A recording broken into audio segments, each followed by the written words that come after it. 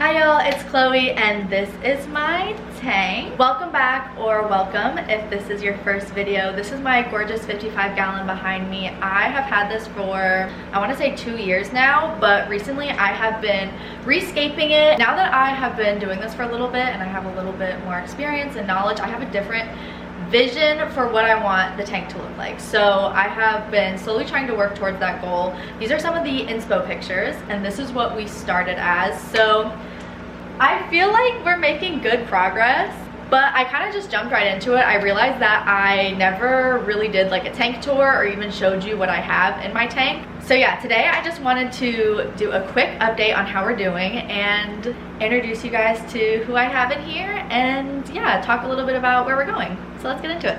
If you watched my last tank update, you want to know how AJ the Pleco is doing. He is doing so much better. Let me see if I can find him. Oh, he's in the back on the glass, back in his favorite spot right by the heater. So basically last week I was pretty much convinced that the whole ecosystem was crashed and ruined and that there was some like mystery illness that was making my fish jump out. Luckily it was just the temperature of my tank. Unfortunately we had a heat wave in Chicago, plus my tank is actually, it's a lot of direct sunlight. So I had the heater set at, I want to say 75, but I think with all of the other factors that I just named, the temperature probably got higher, closer to 80. I noticed that my Snail was not as active anymore. I had a minnow jump out, not a minnow, I always want to call it a minnow. These guys, the giant Danio jumped out and then my Pleco jumped out. Unfortunately the giant Danio did not make it, but the Pleco, I did not realize how resilient they are. So he was probably out there all night because I actually found him in the morning when I woke up, and when I touched him he was pretty much dry. I am shocked but so happy to say that he has made a full recovery. I was a little bit worried because I noticed that he had these like weird red dots on his fins and his fins looked so tore up.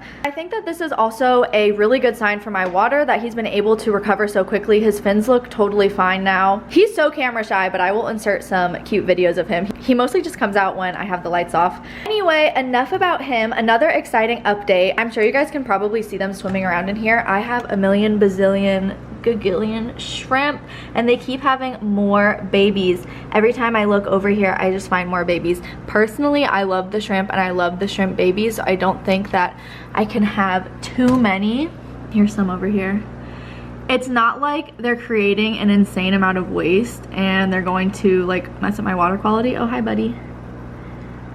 So yeah, I don't know if there's such thing as a shrimp overpopulation, but I'm loving all of the shrimp activity. Also in my earlier vlogs, I took out the rest of these minnow. I literally missed one of them. He was too good of a hider. I'm gonna take him out eventually.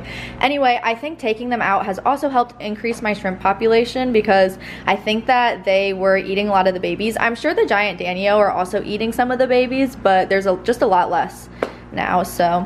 This is in no particular order. I wouldn't say that I necessarily have favorites. I feel like it just depends on the day and the week and what's going on and who's being the most exciting. So next up, since I was already talking about them, these are my giant Danio. I started with 6 and I do plan on getting more soon. Unfortunately, like I said, one of them jumped out and then the other one just had a swim bladder issue. Next up, we have this beautiful blue powder Gourami.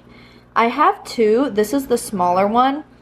I got 2 at the fish store's recommendation and they are supposed to be peaceful, but the other one is a little bit of a bully sometimes. I wonder if when I put them in here it was too crowded for them with all the minnows and there was too much of a competition for food and it started to make him irritated and like bully this other guy. So this one's a little bit smaller. Let me see if I can find the other one because he's a little bit bigger.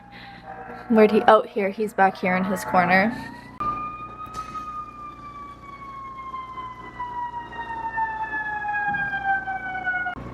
They are absolutely gorgeous. I am obsessed with their color.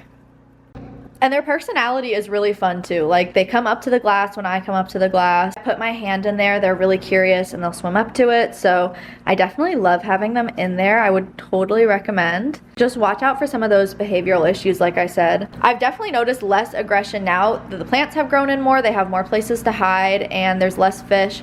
So there's more food. I don't think they're as stressed about food competition. So yeah, that's actually it for fish. I really want to get more. That's why I took the minnow out, so that I would have room to get something else, but I cannot make up my mind on what I want. I was thinking about pygmy cories. I think any type of cory would look good because I noticed that the Danio, they kind of stay in that corner over there, more towards the top, and the Grami, they're all over the tank, but they're also more towards the top, so I think it would look cool to have some activity near the bottom. And if I get pygmy cories, I can get quite a few. That's my main thing. I really want like a cool schooling effect. When I get more Danio, they'll also school, but yeah, I don't know, I just really like the idea of having like a small school that can kind of move around the tank, you know, and add a lot of movement. If you have any suggestions, please let me know in the comments. I don't really want to get neon tetras because I feel like literally everybody has them, but anything else. So yeah, the only other thing that I have in here are my snails. I really love my snails. So quick backstory, I actually got started on TikTok before I was doing YouTube videos, and the TikTok that was my most popular one, I had an insane ram's horn snail infestation. I was still very much a beginner. This is literally right when I started my tank, and I hate killing the snails, so I kind of let it get really, really bad. I also thought they were cute, so I didn't mind having them in there, and honestly, now I only have a couple. There's another one down here. Personally, I would like a few more. I don't want it to get anywhere near that level again, obviously, but yeah, I hope that they do start to reproduce soon. The bladder snails that are in here accidentally, because I added the ram's horns on purpose, but these bladder snails, they're just kind of travelers that came in on plants.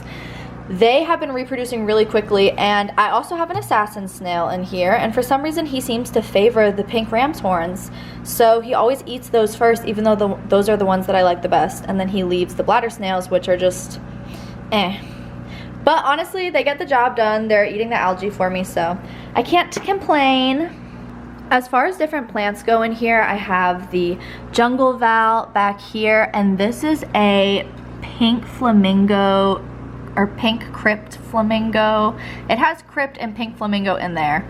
I gotta look it up and put the name on here. I literally can never remember the name of anything. Next, I have this. It's covered in algae right now. It's Anubias. When I first built this, I had a bunch of different plants on here. They were all like tissue culture plants, and then Anubias has just outgrown all of them, pushed them all out.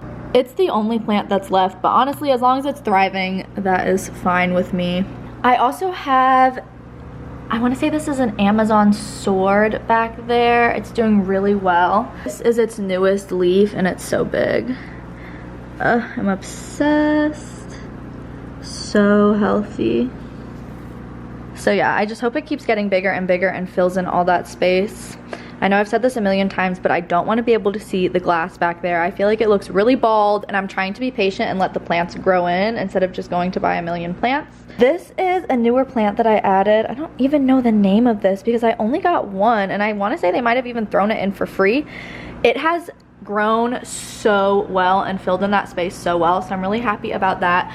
This is one that we added on the last vlog, and it is also doing really well. Unfortunately, it looks like the new leaves at the top are not maintaining its color, but honestly, as long as it's growing, I'm happy with that. I have a cool update about my Monstera. It's actually growing another leaf underwater. So it has done this before, and unfortunately the leaf rotted away because it was all in the water, and you can see this, the sheath is still here, kind of slowly rotting around this new leaf that's coming up. I hope that it keeps growing and eventually grows tall enough so that the stem is underwater, but the leaf is able to make it to the top. I don't know if it'll be this leaf. It looks like it still kind of has a long way to go. But if I can get that effect, that would be so cool to me. I love how plants adapt to their environment. It is just the coolest thing to me. More new growth up here at the top. This is a type of philodendron. I always forget the name. There's one leaf back here that's not doing so well, so I'm excited for this new leaf to come up. It doesn't look that big, like the other leaf was way bigger, but honestly, as it grows over time, it'll get bigger. I have some Hoya down here. I don't think that there's a lot of new growth on that. And then of course my beautiful Monstera, which is growing gorgeously. So I actually cut her down recently. She was a lot bigger, but the leaves weren't double fenestrated like these. They have the 2 holes, and that's the look that I'm going for. Versus, I mean, that's still beautiful, but to me that's just a lot more interesting, and in order to get to this they need more support. So I cut them down and I've been tying them to this support ladder back here. Unfortunately, the new growth still doesn't have the double fenestration, but it is still growing very quickly, and it's still got a lot of space on the ladder back here. So I'm hopeful that we get a new leaf like that soon. Like I said, I'm not mad at this at all. I still think it's beautiful. Also, look at this aerial root back here. Isn't that so cool? So yeah, I just wanted to do a super quick update. I haven't made any big changes, honestly. I've just kind of been waiting it out and letting things grow and settle and see how we're doing. But I still did want to make another video, so thank you guys so much for watching, and yeah, let me know what you think. Like always, I'll leave my Instagram and TikTok below. I hope you guys subscribe, and I'll see you in my next video. Bye!